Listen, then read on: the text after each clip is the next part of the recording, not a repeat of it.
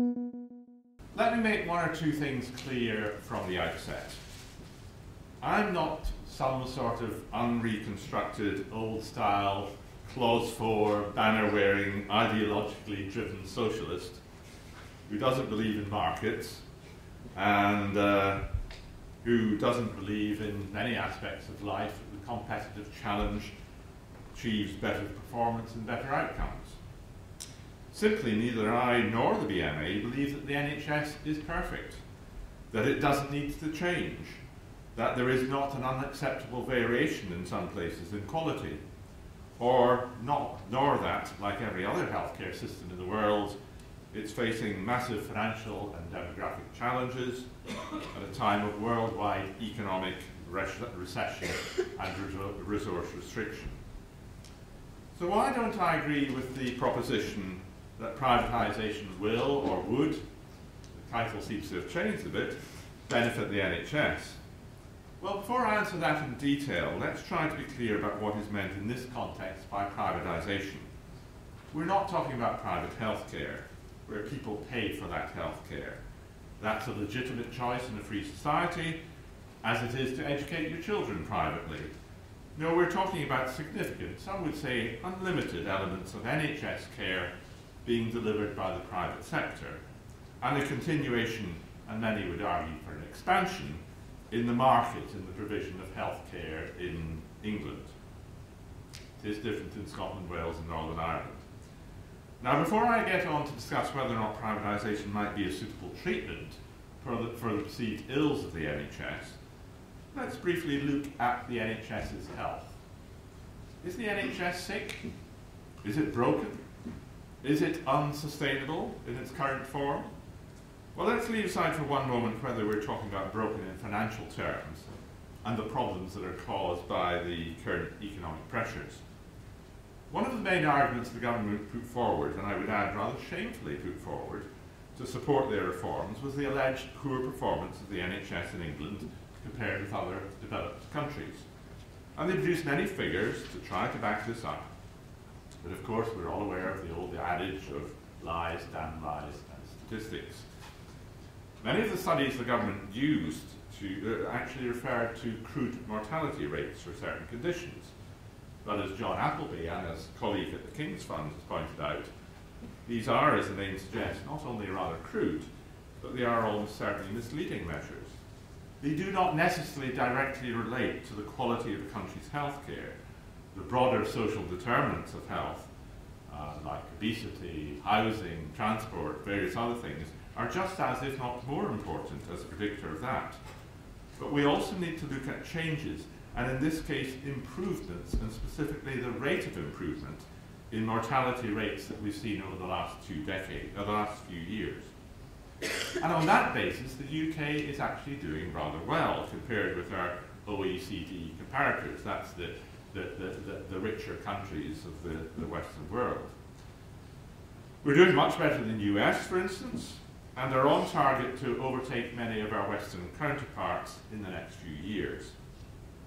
Also, though the government cited areas where the UK was not doing so well, overall life expectancy in the UK is just above the OECD average. So if we're behind in some areas, we must be ahead in others.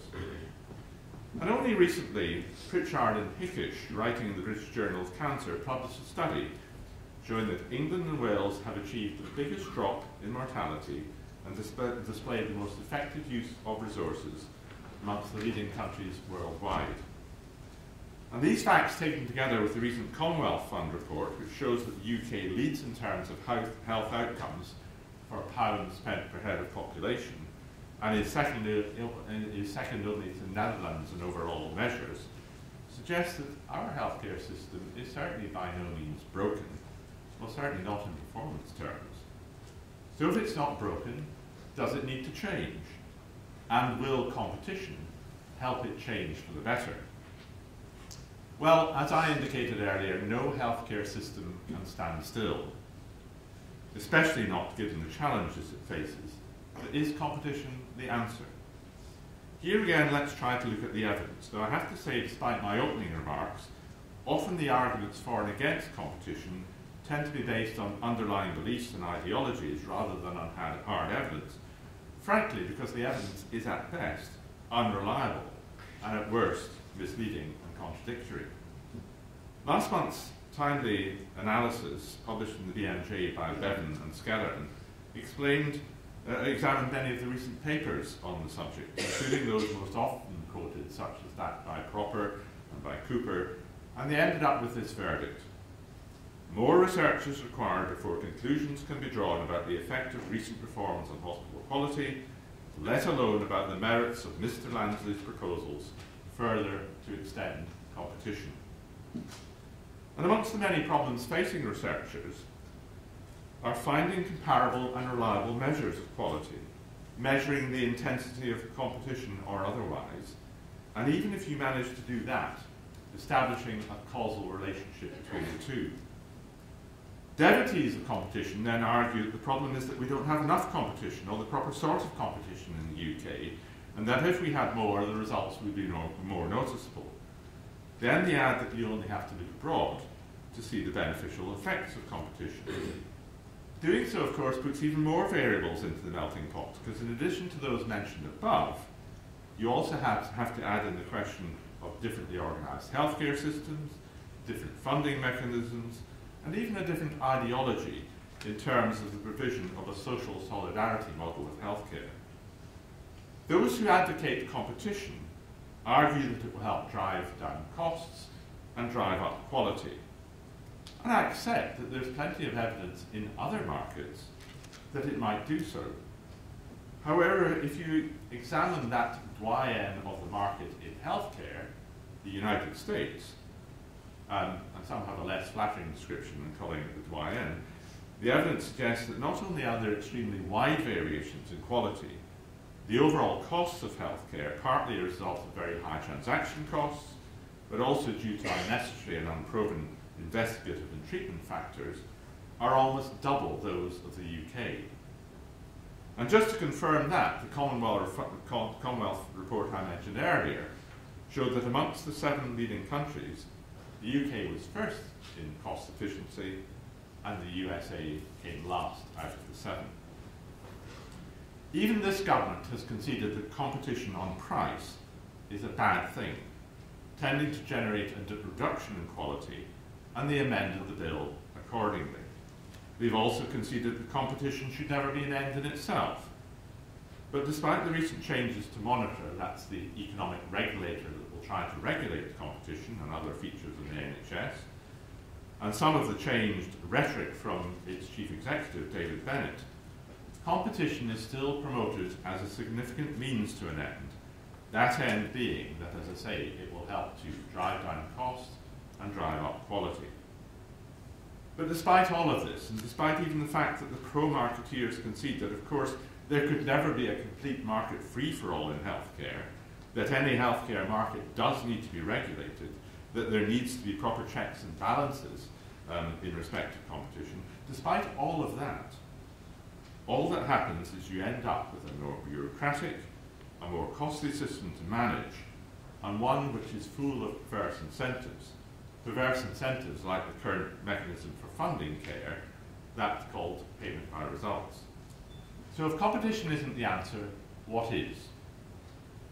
Changing demographics and increased life expectancy and a consequent aging population, technical and pharmacological developments, increased patient expectations, and on top of that, a major financial crisis, these all mean that the NHS cannot stand still. The increasing incidence of long-term conditions, and in many cases multiple long-term conditions, all suggest that the NHS has to change, that services may need to be delivered in different ways, but these ways will require greater integration, a breaking down of the barriers between primary and secondary care, that's hospital and GP care, between health and social care, not policies that tend to exacerbate these divisions, foster fragmentation, and don't encourage integration. Now, whilst I accept that competition and integration need not necessarily be mutually exclusive, competition, or for that matter, too much emphasis on inappropriate patient choice, something else we may come to, are likely to increase costs and fragment and possibly destabilise key services, just at a time when we want to improve cost effectiveness and promote integration.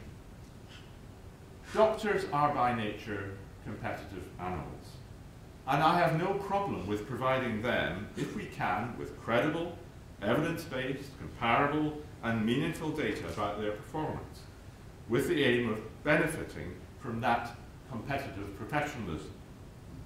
It's not an easy task, but something we must strive for.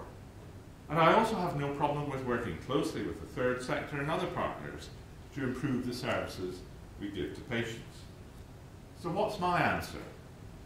The BMA is always being accused of being negative and never coming up with any credible alternatives. So here's my positive prescription for what we need to do. No more structural reorganisations. And if it can be stopped, not even this one. It's distracting, it's costly, it's not doing us any good. Do much more to break down the barriers between primary and secondary care, between health and social care. We've seen examples in the country, like down in Devon and Torbay, where they've done that quite successfully, but even they are struggling now under the new arrangements. Get rid of the perverse incentives, the payment by results system, inappropriate choice and competition, unnecessary fragmentation. Improve the standardisation and the comparability of data, working with clinicians to devise evidence-based measures whose primary purpose is to incentivise clinicians rather than to be used as crude and misleading and politically abused league tables. Reconfigure services, but do so for good clinical reasons. Doing so may also save money, but if that is your guiding principle, most of the evidence shows that that type of reconfiguration will fail. Lastly, involve all the key players, clinicians, patients, and the public, in a much better way than we've ever achieved up until now. Involve them earlier, involve them on a continuing basis, make them partners in the decision you take, give them better information, actually trust them. And that involvement needs to be at two levels. First of all, at a local level with local clinicians, local patients, public, and managers, getting together to decide how best to deliver comprehensive NHS care in the most evidence-based, cost-effective way in their areas. And nationally, I think a public debate is long overdue about what sort of NHS the public really want, and just as, if not more importantly, what they're prepared to pay for it, and how they want to pay for it. Because one way or another, the public will pay, whether it's through their taxes, whether it's through top-up payments, whether it's through insurance, or whether it's just out of their bank balances. And here I'll put my cards on the table. I believe that funding the NHS from general taxation is not only the fairest, it's also the simplest and least bureaucratic way of funding a healthcare system. I've lived all my life and spent all my working life with and in the NHS. An NHS that's based on social solidarity and does not depend on people's ability to pay. I believe that not only is that model sustainable, it has never been more important as we enter the very difficult times ahead. I want to see the NHS improve and flourish. I want to reduce unacceptable variations in care and encourage high quality care. But as for encouraging and promoting the sort of competitive market in healthcare that this and even previous governments have argued for, I don't believe that that will be an effective tool for improving care.